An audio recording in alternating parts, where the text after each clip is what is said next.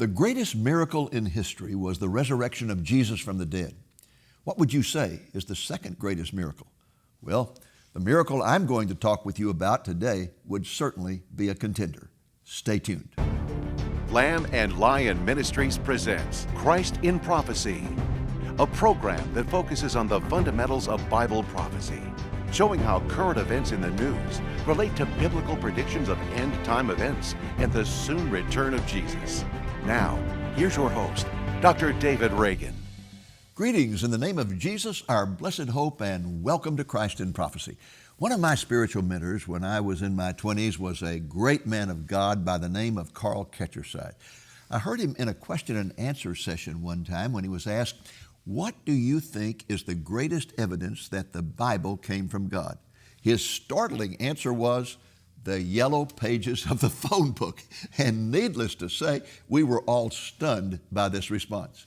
When the questioner followed up by asking what he meant, Carl said, Look at the names of the banks, the names of the department stores, the names of the lawyers and doctors and accountants, and you will see one Jewish name after another.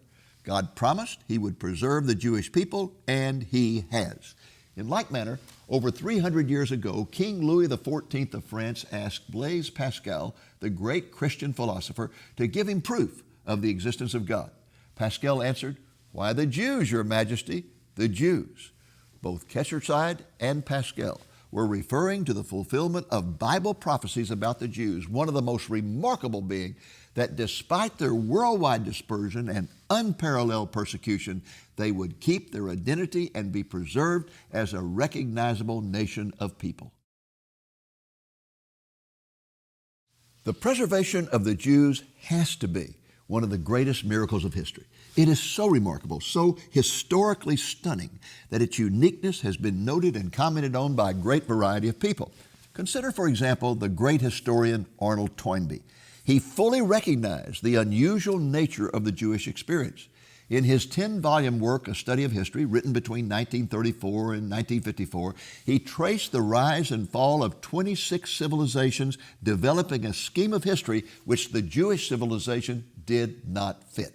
Toynbee ended up classifying the Jews as fossils of history because they seemed to be frozen in time, refusing to assimilate into the soup of humanity. Thomas Newton, the renowned British cleric and Bible scholar who served as Bishop of Bristol, declared in one of his sermons, "The preservation of the Jews is really one of the most single and illustrious acts of divine providence, and what but a supernatural power could have preserved them in such a manner as none other nation upon earth has been preserved." Leo Tolstoy, the great Russian novelist, expressed his awe over the preservation of the Jews with these words, "What is the Jew?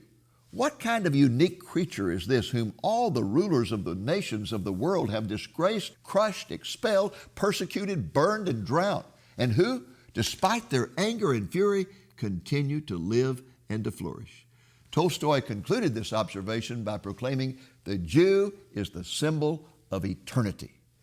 To get a feel for how preposterous the preservation of the Jews is from a human perspective, consider this illustration by Rabbi Dov Greenberg, who is the executive director of the Jewish Hasidic movement at Stanford University. He wrote, "Imagine we could travel back in time and say to the great Pharaoh of Moses' time, there is good news and bad news.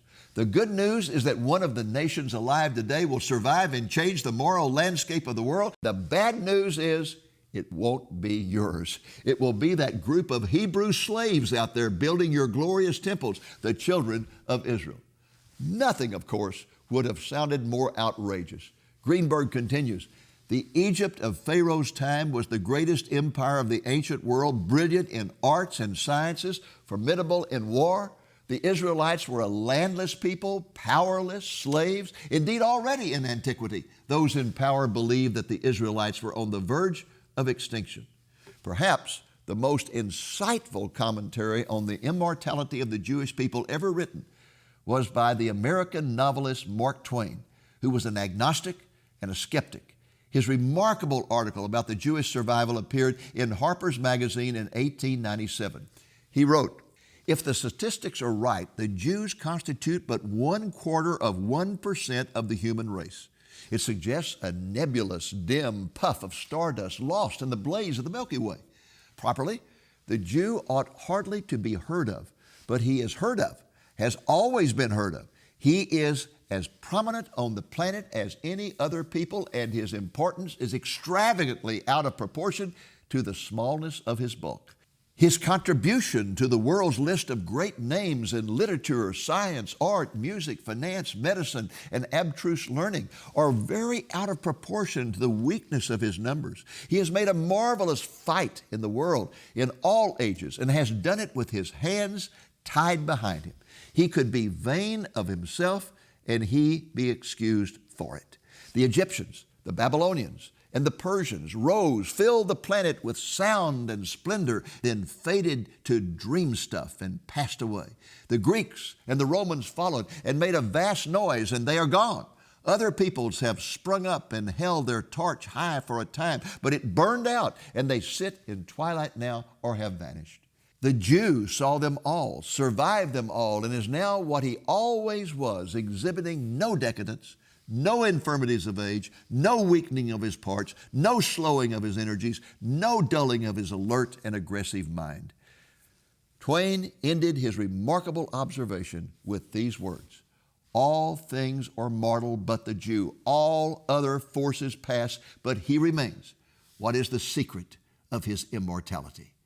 Twain's question, what is the secret of his immortality, can be answered in only one way, and that answer was provided by David Ben-Gurion, the first prime minister of Israel. He said, "In Israel, in order to be a realist, you must believe in miracles."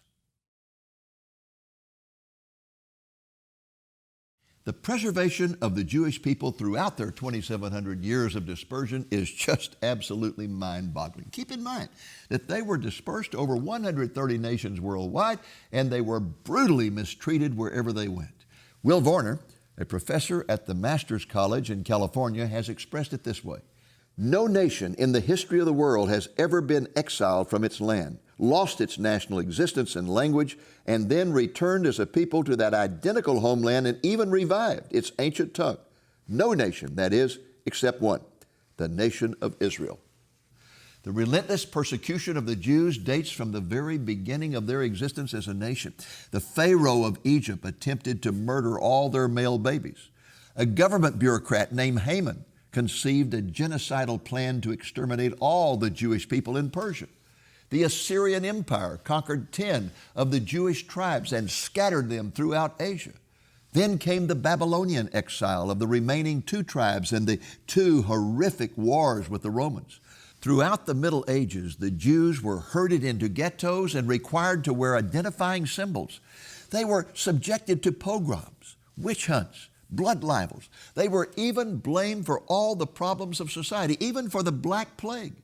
They were slaughtered during the Crusades. They were tortured during the Inquisition. And they became an object of complete annihilation during the Nazi Holocaust. And yet, the Jewish people survived, and their persecutors ended up in the dustbin of history. How could this be? Chance? Coincidence? Good luck? Roll of the dice? There are many theories. The most common theory offered by secular Jews is that the overwhelming persecution suffered by the Jewish people created within them an iron will to survive, and their genius as a people produced cunning and crafty methods of survival. But all such naturalistic explanations seem shallow and fall flat in the face of the odds that any people could preserve their existence and identity in the midst of so much suffering. Other secular arguments include the high degree of education and literacy that characterized the Jews during the Middle Ages.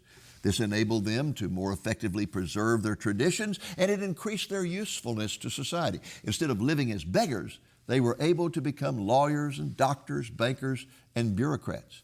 Their high level of education also made it possible for them to be extremely mobile, enabling them to move about easily from one nation to another. They had financial resources, and they posed less of a welfare problem than non-Jewish migrants. I'm sure all these elements were significant, but religious Jewish spokesmen have done much better with their explanation of Jewish survival. As one rabbi has put it, The supernatural element of Jewish survival must be squarely faced. Another rabbi has put it this way: if we wish to discover the essential elements making up the unique strength of the Jewish people, we must conclude that it is not its particular physical or intrinsic mental characteristics, nor its tongue, manners, and customs. The only link which unites our scattered people throughout its dispersion, regardless of time, is Torah and mitzvot. Torah and mitzvot. These two are the focus of Orthodox Jewish explanations of the preservation of the Jewish people. Torah refers to the first 5 books of the Hebrew Scriptures, the books written by Moses, often referred to as the Pentateuch. Mitzvot are the commandments contained in the Torah. The rabbis contend that there are 613 mitzvot in the Torah. They view 248 of these commandments as positive in nature, thou shalt do so and so. And the remaining total of 365 are considered to be negative, thou shalt not do so and so. All the commandments are viewed as essential for a person to be holy as God is holy.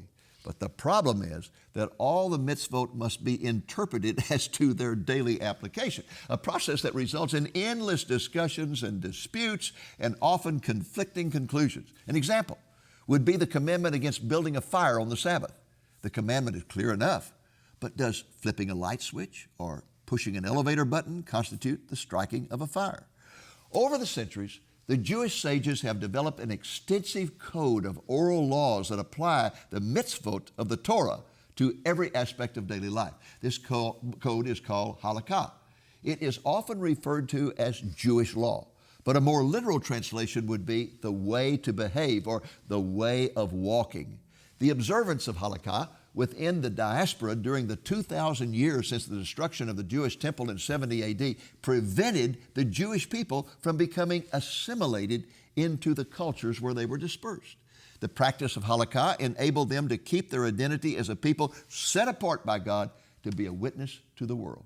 One rabbi has referred to the observance of halakha as the tenacious adherence to our spiritual heritage. He has further stated, we, the Jewish people, are who and what we are because of a momentous faith, a faith that proves stronger than the greatest empires in history. Another key element to keeping Jewish identity, which is often stressed in rabbinical writings, is memory. Thus, all the Jewish feast days are reminders of either great events in Jewish history or promises of God about the future, or both. For example, the Feast of Passover in the spring of the year points to the Jewish memory back to the time when God miraculously delivered the Jews from Egyptian captivity. The Feast of Shavuot, known to Christians as the Feast of Pentecost or the Feast of Harvest, is a reminder of the giving of the law to Moses on Mount Sinai. It is held at the beginning of the summer months. The most joyous feast of the year is the Festival of Tabernacles, Sukkot in Hebrew, in the fall of the year.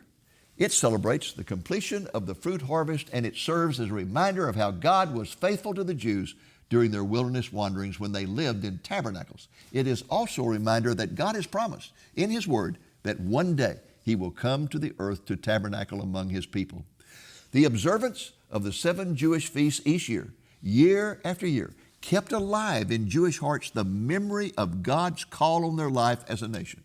They were reminded of how God had come to their rescue time after time again, and how He had promised that one day they would become the prime nation in the world through whom all God's blessings would flow to the nations. The problem with these explanations of Jewish preservation is that they only show how the Jews kept their identity and not how they were able to survive. As a matter of fact, the maintenance of their unique identity made them an object of hatred and an easy target for abuse. The result was 2,000 years of unrelenting hatred, persecution, and slaughter. Their own scriptures prophesied that once they were scattered, they would be persecuted wherever they went and would become few in number. Consider these passages from Deuteronomy. And the Lord will scatter you among the peoples, and you shall be left few in number among the nations where the Lord shall drive you. Then, after your scattering, you shall be left few in number, whereas you were as the stars of heaven for multitude, because you did not obey the Lord your God. Roman records indicate that 2,000 years ago, there were between 8 to 10 million Jews living in the world. There are 14 million today. How many should there be? Well, in the same period of time, the population of China grew from 30 million to over 1 billion. The Arab peoples came into existence at the same time as the Jews, and today there are more than 400 million Arabs. Based on these statistics, the Jewish population today should be between 400 and 500 million. So, we find ourselves still grappling with the question we began with. How did the Jews survive? And there is really only one answer: supernaturally. Psalm 124 sums it up best. It reads, "Had it not been the Lord who was on our side," let Israel now say, "had it not been the Lord who was on our side when men rose up against us, then they would have swallowed us alive when their anger was kindled against us. Then the waters would have engulfed us, the stream would have swept over our soul. Then the raging waters would have swept over our soul. Blessed be the Lord who has not given us to be torn by their teeth. Our soul has escaped as a bird out of the snare of the trapper. The snare is broken and we have escaped. Our help is in the name of the Lord who made heaven and earth." Although this passage probably speaks specifically about the survival of the children of Israel during their wilderness wanderings under the leadership of Moses, it expresses an eternal principle concerning God's relationship with the Jewish people. The author of Psalm 121 put it this way: "Behold, he who keeps Israel will neither slumber nor sleep." The Hebrew prophets were very precise about the fact that God would always preserve the Jewish people. Consider this symbolic prophecy of Isaiah, who wrote 2,700 years ago, 700 years before the birth of Jesus. He wrote, "But Zion," the Jewish people, said, "the Lord has forsaken me and the Lord has forgotten me." God answers, "Can a woman forget her nursing child and have no compassion on the son of her womb? Even these may forget, but I will not forget you. Behold, I have inscribed you on the palms of my hands." Speaking more specifically, Isaiah wrote these words about the preservation of the Jews. He said, "Do not fear, for I am with you. Do not anxiously look about you, for I am your God. I will strengthen you. Surely I will help you. Surely I will uphold you with my righteous right hand. Behold, all those who are angered at you will be ashamed and dishonored. Those who contend with you will be as nothing and will perish." Likewise, the prophet Jeremiah, who wrote 75 years after Isaiah, declared that God would preserve the Jewish people. He wrote, "For I am with you, declares the Lord, to save you. For I will destroy completely all the nations where I have scattered you. Only I will not destroy you completely, but I will chasten you justly and will by no means leave you unpunished." A more graphic prophecy by Jeremiah concerning the preservation of the Jews can be found in Jeremiah chapter 31, where he wrote, "Thus says the Lord, who gives the sun for light by day and the fixed order of the moon and the stars for light by night, who stirs up the sea so that its waves roar. The Lord of hosts is his name. If this fixed order departs from before me, declares the Lord, then the offspring of Israel also will cease from being a nation before me forever. Thus says the Lord, if the heavens above can be measured and the foundations of the earth searched out below, then I will also cast off the offspring of Israel for all that they have done, declares the Lord." So, when will the Jewish people cease to exist? When the sun stops coming up and going down. When the seasons of the year cease to come, and only after all the heavens and the depths of the oceans have been explored. In short, the Jewish people are here to stay. Do I need to inform you that these prophecies have been fulfilled? Despite their dispersion, their persecution, the murderous pogroms leading up to the Holocaust, 6.5 million Jews live in Israel today, slightly more than the number killed in the Holocaust, with another 7.5 million in other countries. Now, I hope you can understand why the continuing existence of the Jewish people is proof positive that there is a God and that the Bible is His Word. Welcome back to Christ in Prophecy and our discussion of the miraculous preservation of the Jewish people, what has to be one of the greatest miracles of history. I want to introduce you now to a great song about this miracle. The singer is Yakov Swetkey. He is a 39-year-old Orthodox Jew who was born in Jerusalem, raised in Mexico, and received his yeshiva education in Brooklyn, New York. He is married, and he and his wife have 5 children. They currently reside in New Jersey. Yaakov recently recorded a blockbuster song about the miraculous survival of the Jewish people. The song is called "We Are a Miracle," and I want to thank him for granting us special permission to show a video production of him singing the song. Here now is Yaakov Swetke singing "We Are a Miracle." Israel must be wiped out Wait. and Jews. Hear my chip. Every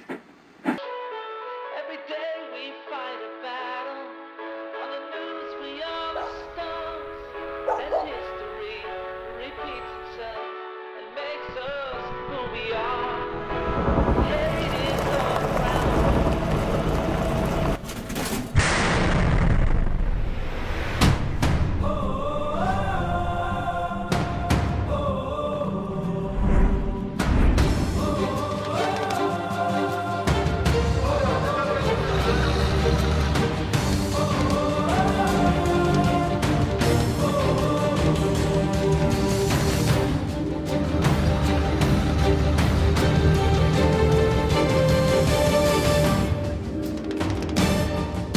A nation in the desert, we started out as slaves.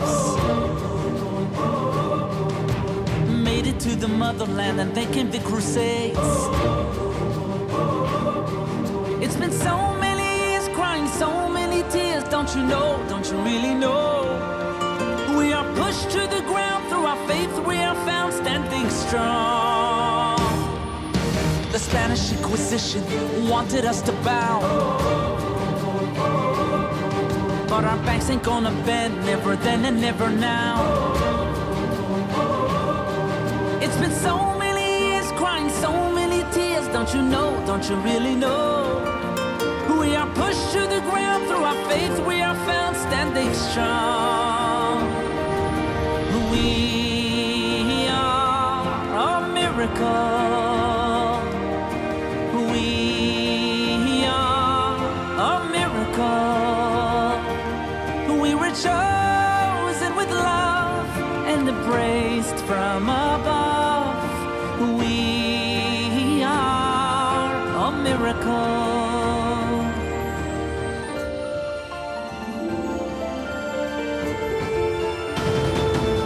Extermination was the plan when the devil was a man. But the few who carried on leave the millions who are gone.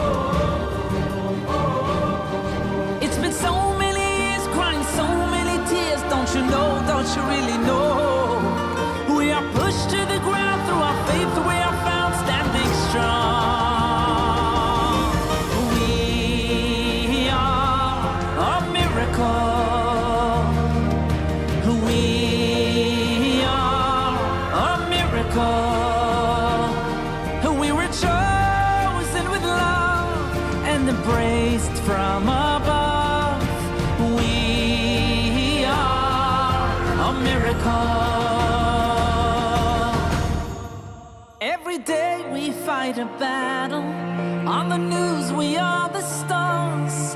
As history repeats itself and makes us who we are. Hate is all around us, but we'll be here to sing this song.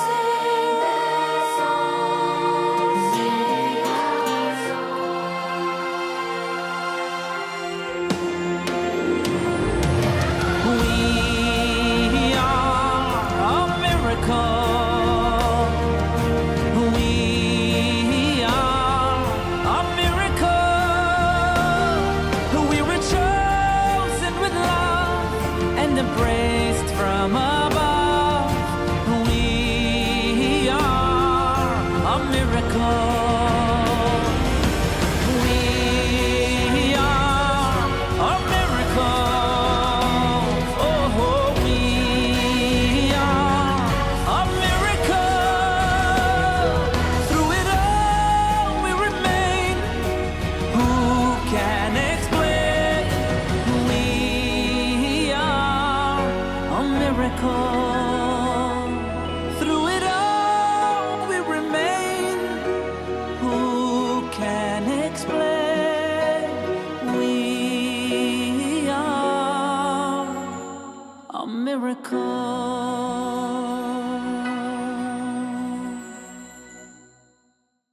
Wasn't that a marvelous song?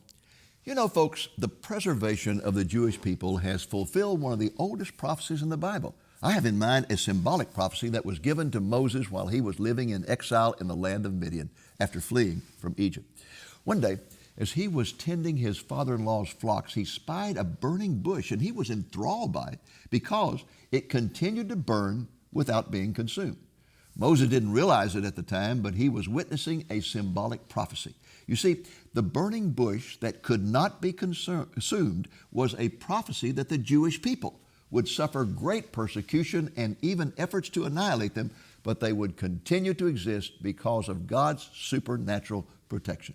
And that will continue to be the situation in the future. Bible prophecies clearly state that the Jewish people still have a lot of persecution ahead of them during the Great Tribulation, but prophecies also make it clear that a great remnant will survive the fury of the Antichrist.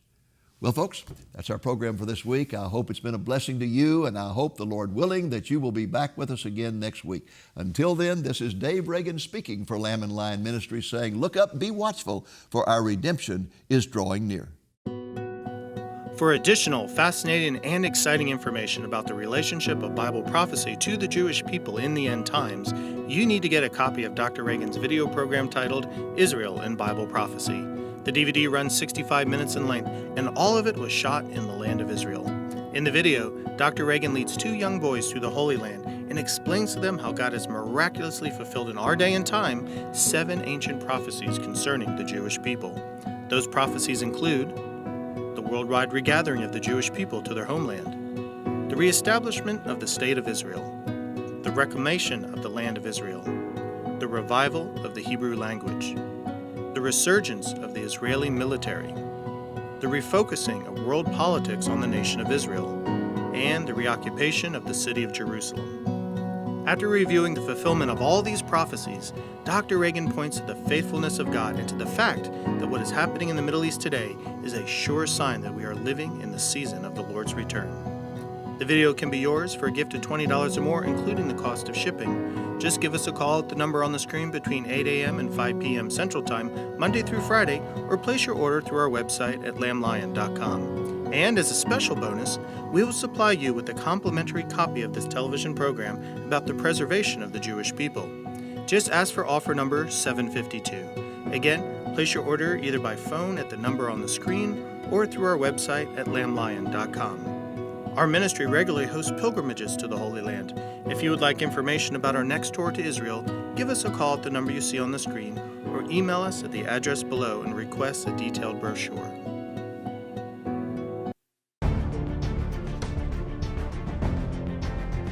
Thank you for joining us on today's Christ in Prophecy, a presentation of Lamb and Lion Ministries, a non-denominational ministry dedicated to teaching the fundamentals of biblical prophecy and proclaiming the soon return of Jesus.